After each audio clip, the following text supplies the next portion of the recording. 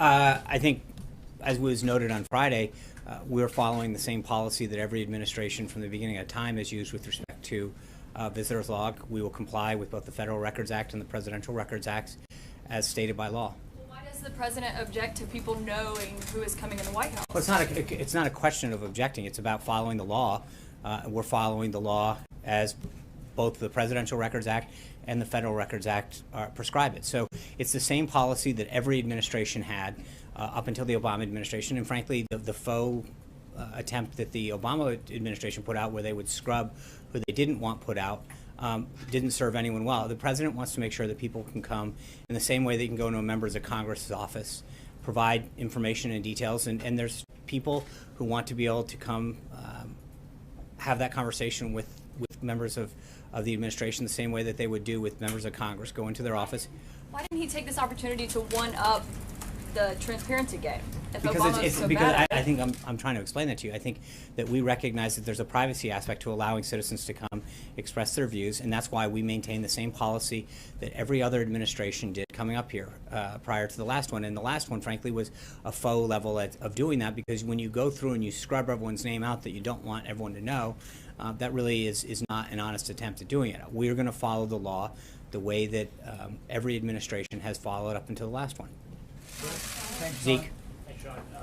Following Caitlin's question, the rationale given Friday for the visitors log reversal was that for both national security and privacy concerns, both of those were clear exemptions in the Obama administration policy, which led to that scrubbing that you described. So why exactly the reversal? You seem to be describing maybe a third rationale that you're giving. No, I think I just touched on privacy. That people have a right. The Obama administration had that exception to their visitors log. But I think the problem, Zeke, is that we don't know what the I mean, they said what it was, but you don't know who got left off and who didn't.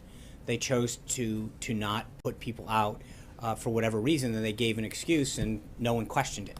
So the question is, but I think the bottom line is, as I said to Caitlin, is that we're going to have the same policy that every president has had through time.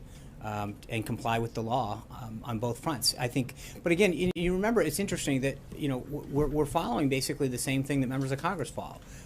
You go and you meet with a member of Congress right now.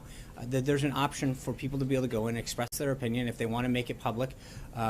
Who's meeting with them? And in a lot of cases, we do. We bring in you guys to probably a greater extent than has happened before in terms of the pool spray. We list participant lists.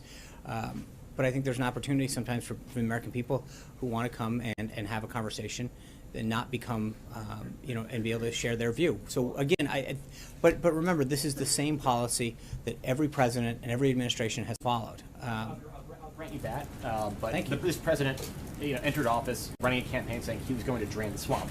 So under this existing policy, a lobbyist, the president has decried, on the campaign trail and stop a Washington insider, members of, of the swamp can walk into the White House, and there is no recourse to the public to hold the president to account. I think you guys, the visitor logs to all the White House components, OMB, the Council of Economic Quality, U.S. Trade Representative, Office of Science and Technology. What I'm saying is all of those are subject to the Federal Records Act. We're complying with all that, and we're complying with the Presidential Records Act. My point is that, look, this is the policy that's existed from the beginning of time since they were kept, and through the last one. And the last one was a faux attempt at that. Again, it's not really being transparent when you scrub out the names of the people that you don't want anyone